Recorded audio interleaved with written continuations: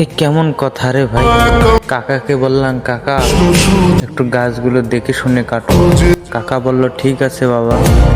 আমি বাসায় গিয়ে আস্তে না আস্তে দেখি গাছগুলো কাটা শেষ।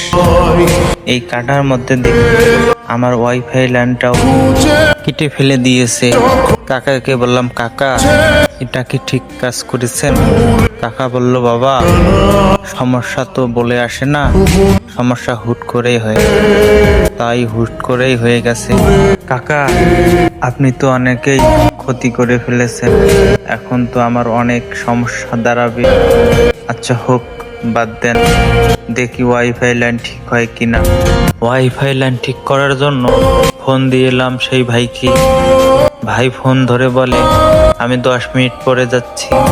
10 মিনিটের কথা বলে রাত 8টার সময় এসে বলে, লাইনটা আজকে ঠিক হবে না, কাল লাগবে, কেননা অনেকগুলো লাইন ছেঁড়া পড়েছে।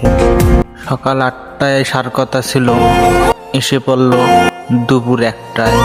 কি ভাই ঠিক করবে বুঝলাম না, ঠিক করতে করতে রাত বেজেই গেল।